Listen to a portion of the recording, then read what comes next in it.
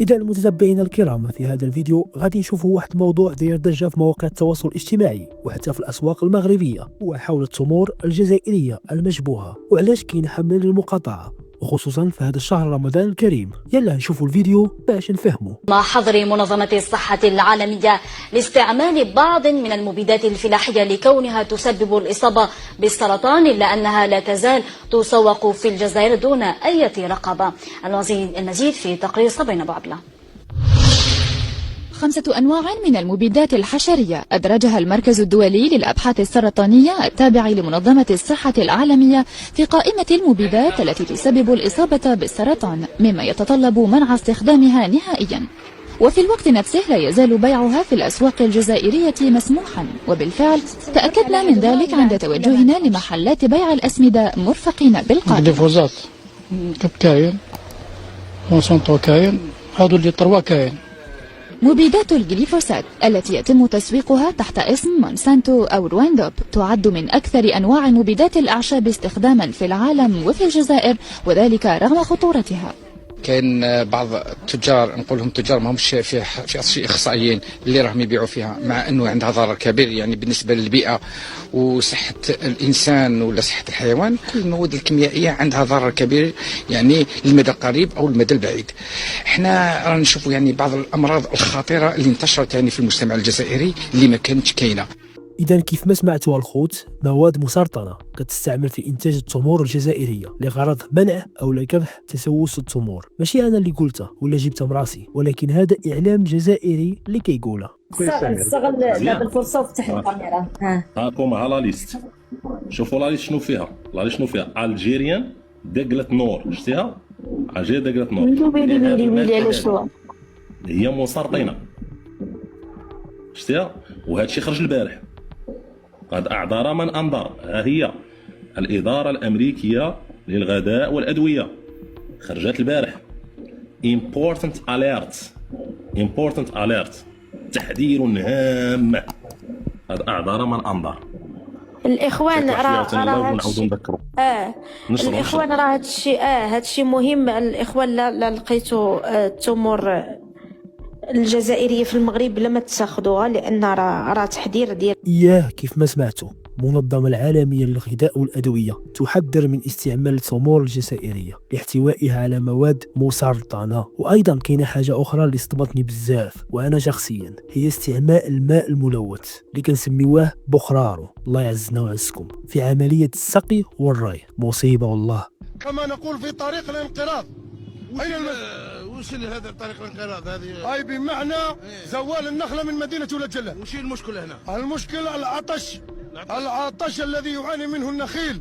الآن نسقي من قنوات الصرف الصحي لنحيي نخيلنا. أين أنتم؟ الآن نسقي من قنوات الصرف الصحي لنحيي نخيلنا. طيب سيد فارسي، في بحر الأسبوع الماضي فرقة الإقليم الدرك الوطني وضعت حد لنشاط فلاحين يقومون عمدا بسقي المحاصيل الزراعية بمياه قذرة، فما هي رسالتك نوعا ما لهذه الفئة من الفلاحين؟ أولا هذه المياه المختلطة والله المتعفنة والله اللي فيها يعني كثير من المضار، تكوتنا طبقة سطحية، وهذه الطبقة السطحية راح اليوم عندها ظاهرة أخرى تدخل للطبقة اللي تحت اللي نجبد منها الماء بفعل التنقيب الغير منظم واللا شرعي من طرف كثير من الفلاحين بما يسمى بآلات الدقاقة اللي تخضع لا مقاييس علمية لا والو، والماء يصبح ينفذ إلى الطبقة الجوفية ويلوثها بصفة عامة، وهذا هو الخطر الكبير. يا جماعة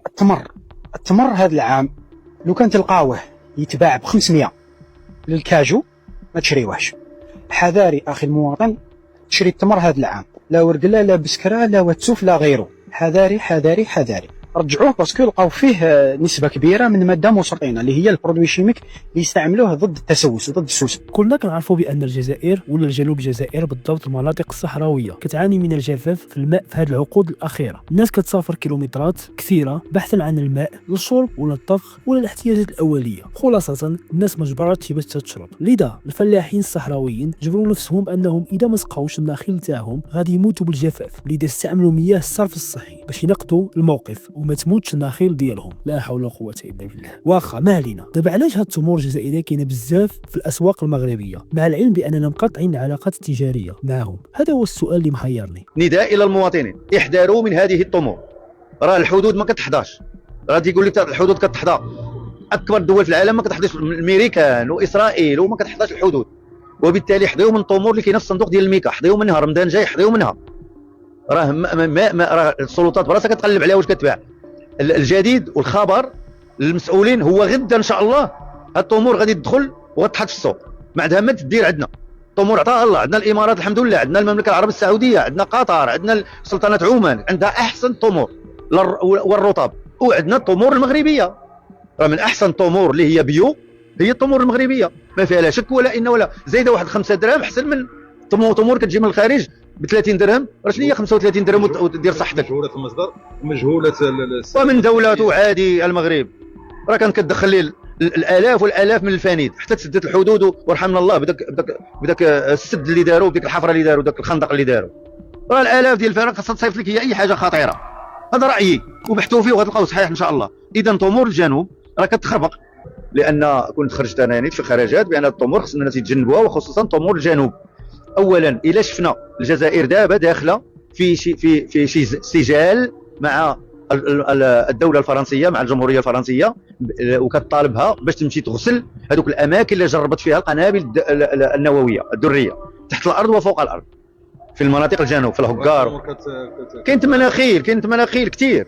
حنا ما كنطيقوش في هذا، وقلت بان هذا التمور ديال الجنوب وخصوصا هذيك اللي كتجي في الصندوق ديال الميكا. دابا الخوت خصنا نفهموا واحد الحاجه، دابا حنا في واحد الحرب ناعمه مع الدوله ديال هوك اللي كتبغي ودير اي حاجه باش تقسم بلادك وتفرح وتموت بالفرحه ملي تشوفنا مقصحين ولا كنعانيو من شي مشكل كبير. لذا الخوت قاطعوا هاد المنتجات ديالهم، لاننا ما كنعرفوش فلوس ديالهم فين غادي يمشيو. يمكن يكونوا عندهم واحد السبب ولا عامل اللي كيقويهم ويزيدوا يحاربونا في القرارات ديال السياده ديالنا. السلام عليكم الخوت، عواشركم مباركه بعدا. مع اقتراب شهر رمضان المبارك كنتمنى انكم تشجعوا المنتوج المحلي بلا ما تشريو التمور المسرطنه واللي كتسقى بخرار وهذا.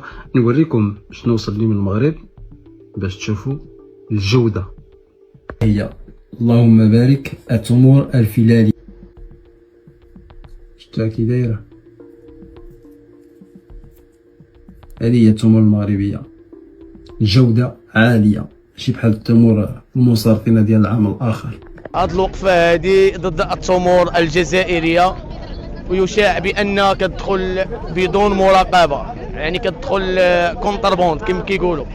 كنطالبوا من الجهات المسؤوله بهاد، يعني كنطالبوا من باش مابقاوش يدخلوا لنا التمور الجزائريه.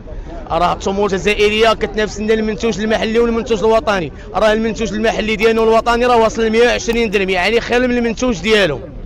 يعني حنا ما عرفناش المصدر ديال هاد التمور اللي كتدخل للمغرب، واش هاد التمور ممكن انها كتساند ولا كتدعم الميليشيات البوليساريو ولا مرتزقات البوليساريو. حنا ضد نظام الكابرانات، وعاش الملك والصحراء المغربيه. ابراهيم مساوي مواطن مغربي، انا تنتخدى في هاد الخطره التمور.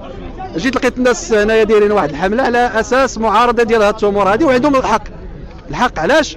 لان كما قلت لك واحد مجموعه من العوامل. هذه اولا تمر مجهوله المصدر، ما عارفين المصدر ديالها فين كاين، غير مرخصه، تجي في الصناديق والله اعلم ما كاينش لا تيكيتا لا والو، تتباع اغراق كذا، تتكون مشكل اقتصادي تتاثر على الفلاح المغربي والمنتوج الوطني، لانه الفلاح هذوك الواحات ديال زاكوره طاطا وكذا مواطن بسيط تنتج لنا احسن الانواع وارفع الانواع وثمن مناسب. ملي تتغرق انت السوق المغربيه اشنو تدي؟ تاثر على هذاك المواطن.